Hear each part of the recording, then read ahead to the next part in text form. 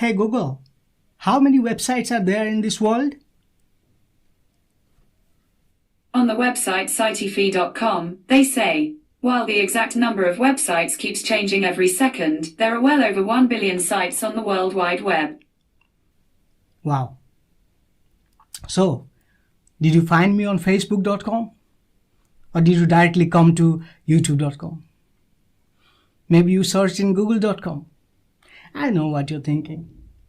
You're thinking, this guy sounds funny. Where is he going with this? Just kidding. I know you're smart. You read the title of this video, so you already know we're going to talk about websites, domain names today. We'll talk about domain names, how they work, where does the money go, what is hosting, how are they all related. Basically, the nuts and bolts of a website. These days, many of us are thinking of starting an online business or launching a website or a blog. That's why I thought it'll be a good idea to talk and declutter some of the confusion that people tend to have on this topic, especially for non-technical folks. And by the way, if you think this video might be useful for someone you know who is probably thinking about starting a business or a website, or maybe teaching online and so on, please do share this video with them. And please don't forget to subscribe and hit the bell icon so that you get notified when I post another video next week. Okay, so back to the topic. You see, computers talk to each other via IP addresses. Each computer on a network gets an IP address. That's the address for the computer. For example, your phone, your computer that you are connected to the internet with right now has an IP address. Similarly, the websites that we visit, they are also located in some computer in somewhere in this world. And that computer has an IP address as well. Often, those computers where a website is hosted is called the web server. So if you know the IP address of that web server, you can directly type that in your browser and that website will open up for you. You might already guess that's not very convenient. IP addresses are difficult to remember.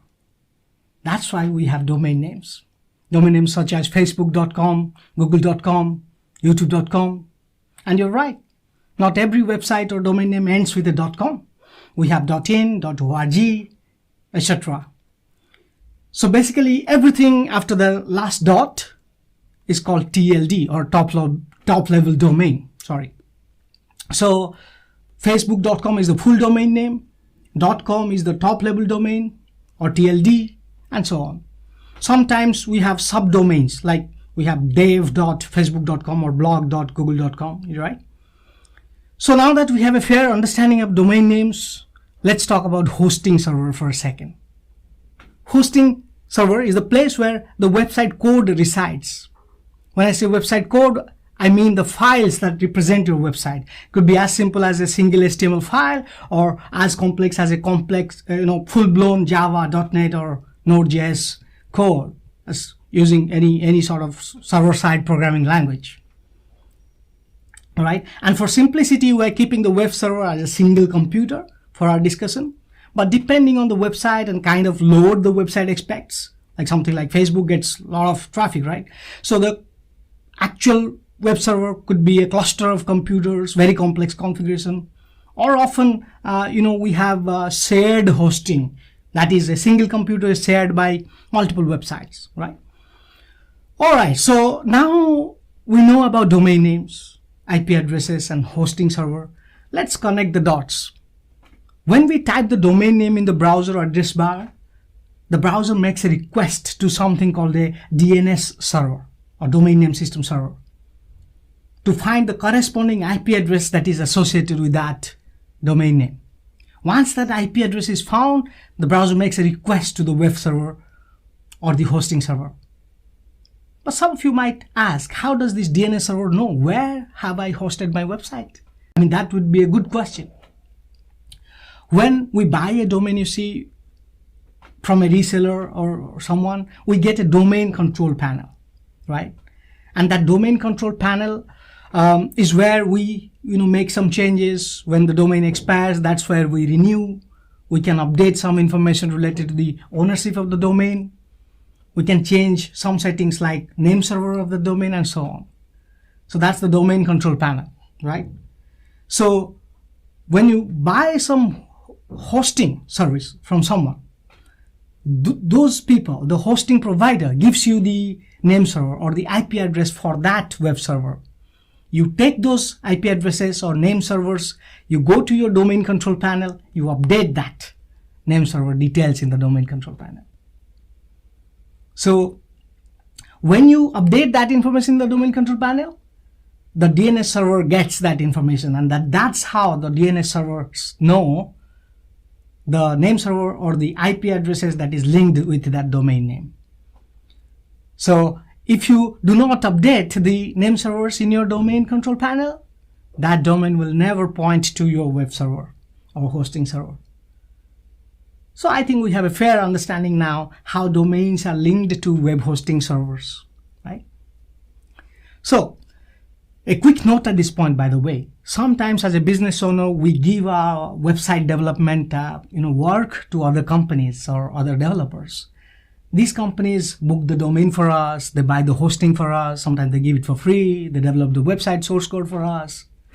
There may not be anything particularly wrong with this, but because the domain name is our brand identity, you should keep complete ownership of that domain to yourself. You shouldn't lose control. It's not that difficult to buy a domain online. It's like buying any other thing online. That way you can make sure nobody other than you has control over your domain. Okay, so you can just get the name servers from your developer or web development company and update that name server yourself. That's pretty easy stuff. All right, once you update that name server, your website will point to the wherever the hosting server is or the website code is there. Okay, so now we know about domain names, hosting server, web server, and how the domain name is linked to the web server. By the way, this domain information is public information, and everyone can see that information. If you want to know the name server details and other details of any website, you can check the whois information for that website by going to a website called www.whois.com, and you can start from there. So now let's come to the topic. Who controls these domain names? Where does this money go? Well, to answer that question, first, we need to understand nobody really owns the domain name. We kind of lease or book the domain name for a period of time, a year or two, and so on. So when we talk about buying a domain name, we really mean booking a domain name for a certain period of time, right? All right then, where does this booking money go? As mere mortals, that is the public, we deal with the domain name reseller or domain name registrars. There could be many registrars or resellers for the same TLD. TLD, you say? Yes, .com, .org, etc. On top of the registrar, there sits a single entity called the registry. This registry is licensed for selling domains under that TLD. Now, who allows these registries to do so? On top of them, there is an organization called ICANN, the Internet Corporation for Assigned Names and Numbers. It's a non-profit organization responsible for coordinating the maintenance and all that stuff related to database of names, numbers, and ports and all that system of convention that everybody agrees to, and the internet works on top of that. They give permission to this registry to operate that TLD for a big fee. Right? Inside ICANN, there is another organization called the Internet Assigned Numbers Authority, who actually manages some of these databases, such as the domain name, IP addresses, port numbers, and so on. Okay, so back to our questioning mode. You might ask, who controls ICANN? Well, nobody, because it's a non-profit organization. And just like any other legal entity, it is controlled by a board of directors and so on. So everybody gets a cut of the money when you buy a domain. So that's where the domain story ends. And the whole thing works because everybody agrees to it. Browser, the operating system, the internet service provider, and everyone, right?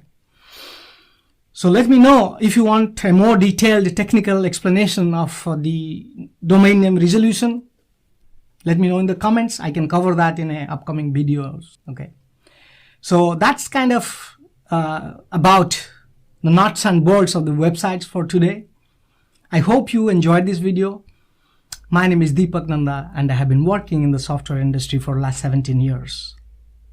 In these 17 years, I have worked for companies like Microsoft, United Health Group, Nagarro Software, FactSet Future System, Polaris Software Lab, and several others.